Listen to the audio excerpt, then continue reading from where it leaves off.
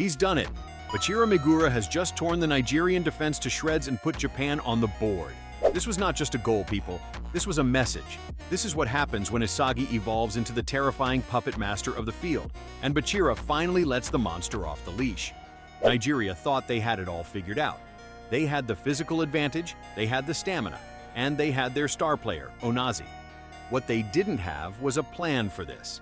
Today, we're breaking down every single moment of Bachira's monster goal from Blue Lock, Chapter 314, Part 2, and showing you how Isagi's master plan took Nigeria's greatest strength and turned it into their biggest liability.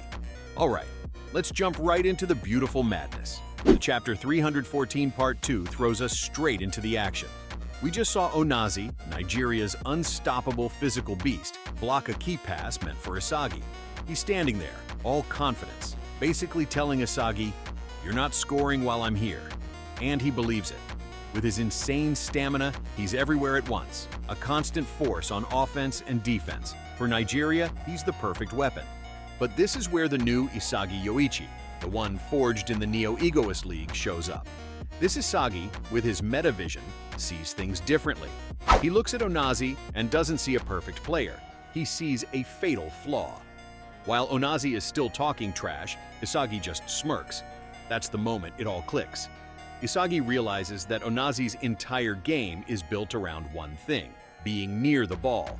So, what happens if the ball simply isn't where he is? It's an absolutely genius plan.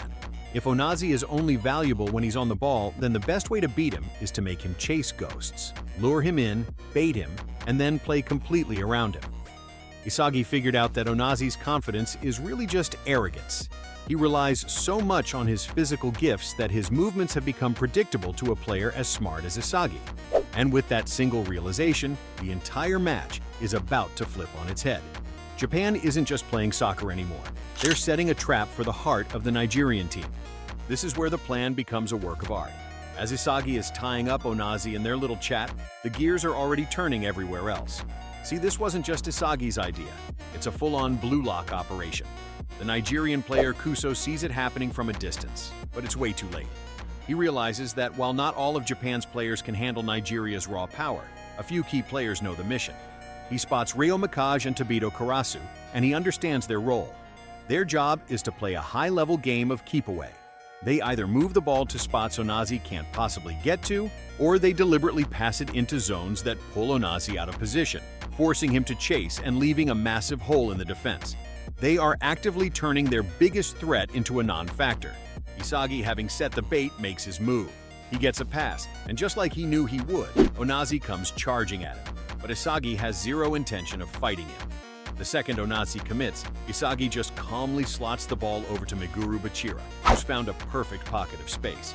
The trap has been sprung. The core of Nigeria's defense has been isolated. Now, it's time for the egoists to cook. And here we go, the moment everyone will be talking about. Bachira receives the ball and the world just stops for a second. The logical play? He has options.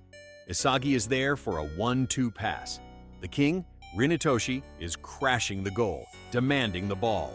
Kuso is desperately trying to figure out what comes next. A pass to Isagi? Across to Rin? That's what a normal player would do. But Bachira is anything but normal. Inside Bachira's head, the monster is wide awake, and it's telling him one thing. Forget them. It's time to dance. Create something nobody could ever see coming.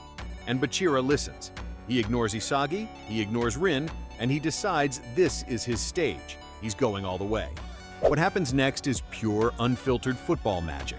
It's that Ginga style, a freestyle symphony of moves that leaves defenders looking stupid. He feints, he dribbles, he twists. Then he pulls off the most disrespectful move of the entire sequence. With defenders and even his own teammate Rin closing in, he pulls off an audacious flick, lifting the ball over the defense and leaving everyone, including Rin, in the dust. It's a move of breathtaking arrogance, a statement that right here, right now, he is the star. He's not just beating Nigeria, he's proving his ego is the biggest on the field. After that, it's just him and the keeper. Bachira doesn't blast it, he doesn't aim for a corner. He does the most Bachira thing imaginable and coolly nutmegs the keeper, shooting the ball right through his legs. Goal for Japan, 1-0. The stadium goes insane. Bachira didn't just score a goal, he painted a masterpiece of chaos and ego. If you are just as hyped about that goal as I am, do me a huge favor and absolutely crush that like button. It's the best way to help the channel out and lets me know you want more Blue Lock reviews. And hey, if you're not already, hit subscribe and ring that bell so you never miss a breakdown. Okay, let's catch our breath. Now that we've seen Bachira's insane goal, let's talk about how brilliant this entire sequence really was. This wasn't just one player's skill. This was the perfect marriage of two philosophies that define the new Blue Lock Japan. First, you have Isagi's tactical genius. He's the brain of the operation. His ability to look at an opponent, find their greatest strength, and flip it into a fatal weakness is next-level stuff. He didn't just outplay Onazi, he took him apart mentally. He used Onazi's own confidence against him, making the Nigerian powerhouse totally irrelevant by just changing the rules of the game. It wasn't about who was stronger, it was about who was smarter. Isagi is the switch that starts everything for Japan now. And then you have Bachira's wild, untamable ego. He's the soul of the team. While Isagi uses cold logic to create the perfect opportunity, Bachira uses pure, unpredictable art to cash in. His choice to ignore Isagi and Rin wasn't a mistake. For a true egoist, it was the only choice. He saw the canvas that Isagi's plan had cleared for him and decided to create his own masterpiece.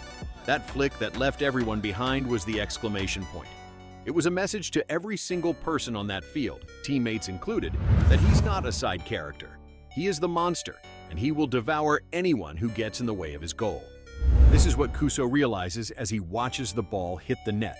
He sees that Japan is playing a terrifying new kind of football, a hybrid of tactical dominance and selfish individual brilliance.